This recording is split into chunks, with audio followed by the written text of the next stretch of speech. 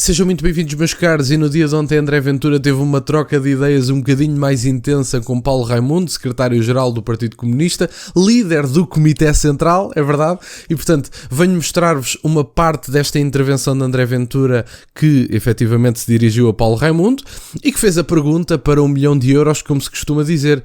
Diga-me, por favor, secretário-geral do Partido Comunista, um país comunista que tenha salários e pensões altas. Não sei, Paulo Raimundo não conseguiu responder. E eu de momento também não. De momento e provavelmente nunca conseguirei.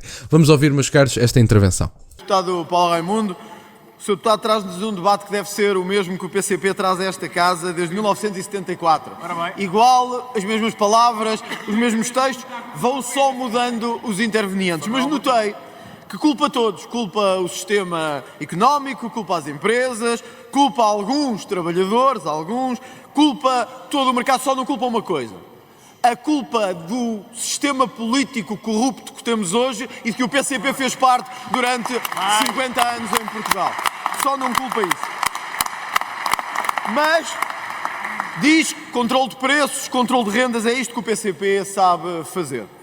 Senhor Deputado Paulo Raimundo, eu gostava de lhe perguntar, quando veio aqui falar de saúde hoje, se sabe qual foi o dia em que em Portugal passámos a ter mais de 1 milhão de portugueses sem médico de família. Gostava de perguntar se sabe qual foi o dia. E não estava o PSD a governar, nem a Iniciativa Liberal, nem o CDS, nem o Chega. Sabe quem estava a governar? Estava a governar o Partido Socialista com o apoio do PCP e do Bloco de Esquerda, quando o país ficou com 1 milhão de pessoas sem médico de família. Ora... Não, e diga-se de passagem, num mandato onde foi prometido que todos teriam médico de família. Portanto, tivemos 1 milhão de pessoas sem médico de família num mandato precisamente onde foi prometido o oposto, que essas pessoas desapareceriam. Não só não desapareceram, no caso, não eram as pessoas que desapareceriam da estatística de pessoas sem médico de família. Mas não só essas pessoas não desapareceram, como aumentaram. Portanto, é o que eu já disse anteriormente em outros vídeos, já não digo há imenso tempo, mas António Costa efetivamente era o pai do Serviço Nacional de Saúde. Aquele pai que vai comprar cigarros e não volta. Vamos ouvir o resto.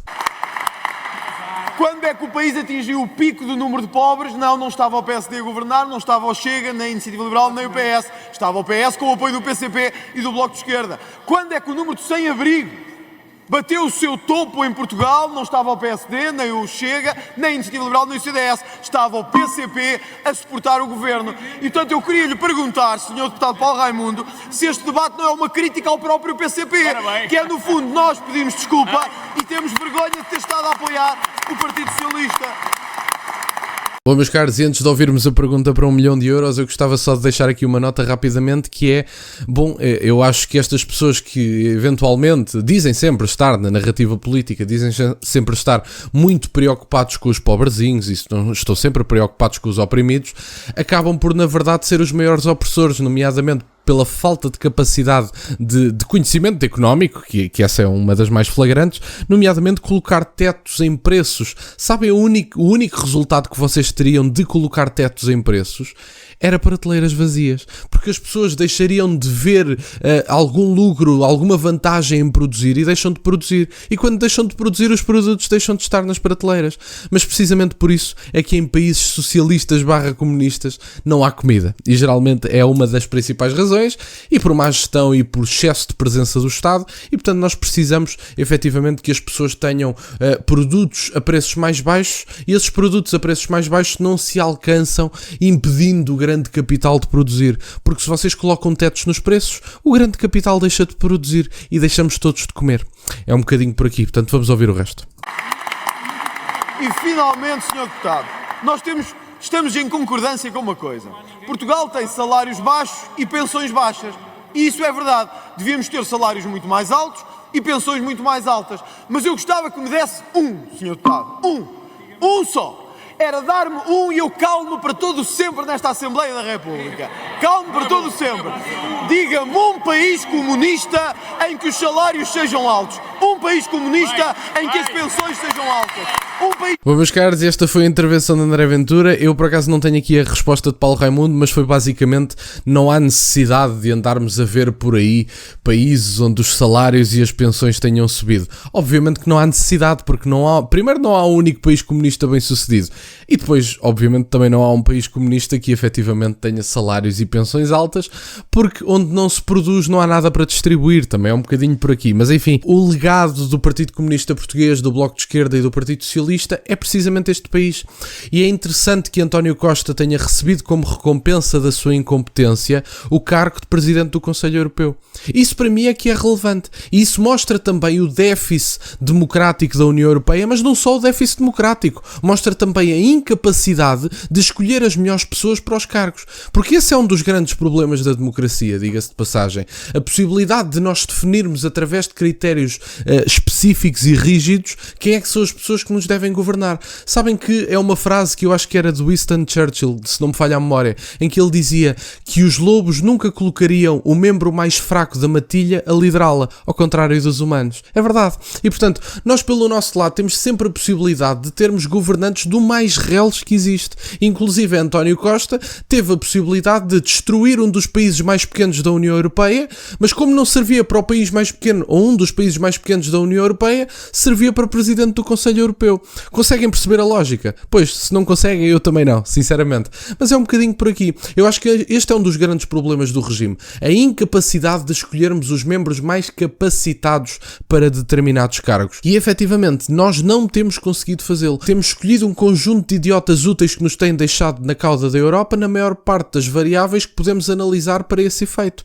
E, portanto, isto é flagrante nesse aspecto. Portugal, neste momento, está na cauda da Europa na maior parte dos requisitos. Temos também, por exemplo, no ano passado saíram 70 mil jovens portugueses. E, portanto, eu pergunto porque é que este país em específico, que se diz civilizado, que se diz europeu, que se diz ocidental, porque é que este país começa a ser cada vez mais apetecível para pessoas de terceiro mundo, para mão de obra pouco qualificada, mas é cada vez menos apetecível para os jovens formados em Portugal?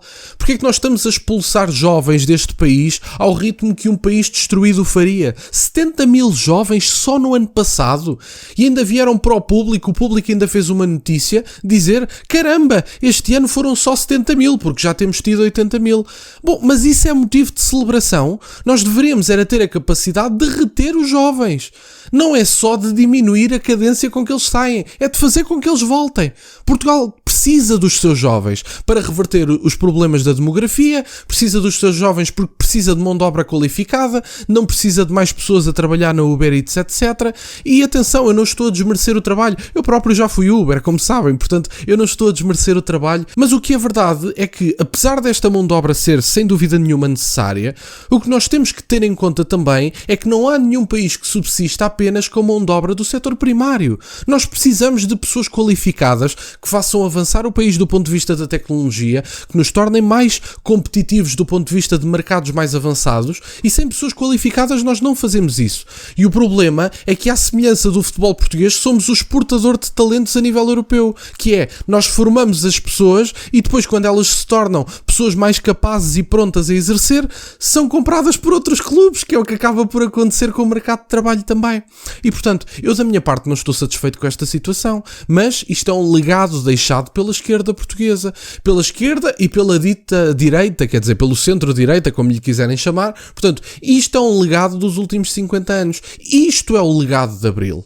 Portanto, querem colher para si os louros da alegada liberdade, que cada vez é menos liberdade, têm que colher para si também todos os problemas criados por esta gente. Isto é o legado de Abril. Se as pessoas estão satisfeitas com isto, eu, em vez de cumprir Abril, preferia cumprir Portugal. Mas enquanto as pessoas priorizarem a revolução ao país, temos o país que temos, e este é o resultado de 50 anos de Abril. Obrigado, meus caros, por estarem desse lado. Peço-vos só gosto neste vídeo e que subscrevam o canal. Tem as minhas redes sociais e o MBA na descrição, para o caso de quererem fazer alguma doação. E nunca se esqueçam, meus caros, questionem tudo. Até à próxima.